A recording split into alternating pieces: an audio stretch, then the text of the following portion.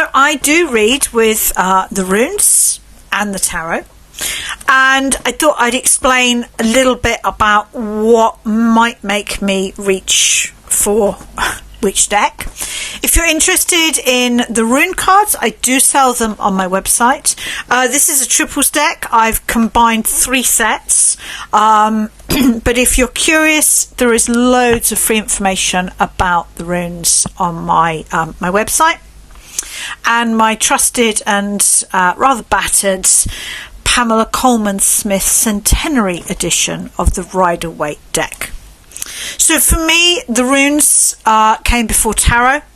The runes are a deeply spiritual part of my life, and if I was going to do a rune reading, it would be because I wanted either a deeply spiritual insight into the situation, or because I was looking at the overall view of a situation. To me, the runes give us a broad painted picture of a situation, whereas tarot can do that, but it can also go into the tiny details. So I'm unlikely to ask a yes-no question with the runes, whereas I am with tarot. I'm unlikely to ask an either-or question with the runes, but I am with tarot. So very often, if I'm reading for myself, I might do an overview with the runes and then a more detailed take with the tarot. In fact, I did a reading readings for a wedding last year, a wedding near Bristol, and they specifically asked me to do rune readings, but I decided to blend rune and tarot, as I think most people are more familiar with tarot, and I'll demonstrate the spread, or the way that I blended the two. So I'm going to start with the runes. When I read the runes, I only ever pull 3. I do past, present, future. We are connecting with the 3 Norns, with Urd, Verdandi and Skuld. I don't look at the card at the bottom of the pack. I don't read reversed runes. Those are all tarot reading elements that many people have blended into rune reading. And it's fine as long as you know it's blended, as long as you understand that. But I choose to keep the two very separate. So the runes would give me an overview of what is happening in my life. For the past, the rune is Fi, the deity is Frey. He is my main spirit guide. It's the one deity or rune that I work the most with. But Frey also has links with obsessions and being blinded by our obsessions. And arguably I have been a little bit caught up in my own fears, my own self-limiting blocks, my own traumas. And I've almost created a sort of an inner dynamic that's not quite accurate to my actual life. So to me, that is what the Fi rune there is talking about. Where am I right now? This is Vidar's rune. It's a rune I adore working with, and it is connected with stepping back, being grounded and rooted, and getting a better perspective.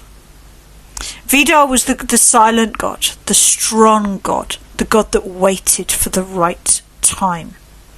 And I love the movement of from the frenzied obsession of Frey to the calm, measured, reflective stance of Vidar. And then, of course, in some ways, the rune that we're all most interested in, the card for the future. Okay, I can cope with that. This is a rune connected with Frigg, Odin's wife. She is obviously a mother, as I am myself, but I always find Frigg to be incredibly practical.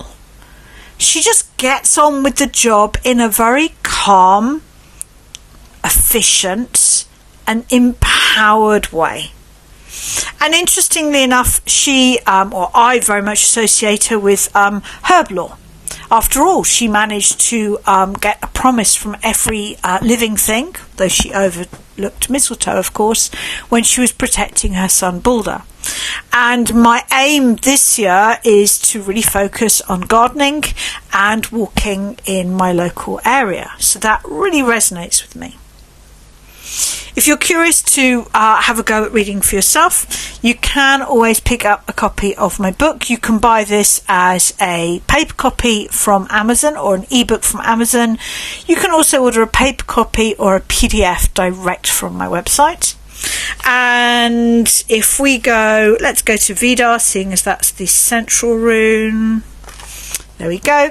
You can see in the book that I have the name of the deity, the sound in Old Norse of the rune poems, a little bit of background, and then some keywords. And I was really picking up on the considered response, the patience, and the strength. And I hope you can see from the image that I've created this. Got random crystals rolling around, this idea of stepping back. And then what I did at the wedding, which really seemed to fit with the cards, is once I'd done the big overview, I believe the most important rune or card in this spread is the middle one, representing Verdandi and the power of the present moment. Because, well, the past is gone and the future is not yet with us. So whether the future card is good, bad, indifferent, whether it resonates or not, being empowered and making the most of the present moment is always to your advantage. So what I did was I read these 3 cards and then I pulled 3 cards for practical advice. How do you maximize the wisdom of the middle or the central card? So for me, I've got Vidar and this sense of strength and patience and stepping back, the long game, thinking about the bigger picture. How do I do that? The Ace of Pentacles, by stepping out of my comfort zone and looking for new ways to arguably maximize my income and to reach my full potential. That really resonates. By taking control of my time, my energy and my resources, that we always have time to do the things that we prioritize. The question is, are we prioritizing the right things? So that really resonates. And the 5 of Swords, to be original, to be me. I do have a unique working relationship with the runes. I do have quite an unusual relationship with tarot. I don't always express that clearly. Probably more here than anywhere else. So I do need to look at sort of how I advertise and market, but I definitely need to manage my time well and effectively not give a damn about what anyone thinks about what I do, but just be true to myself.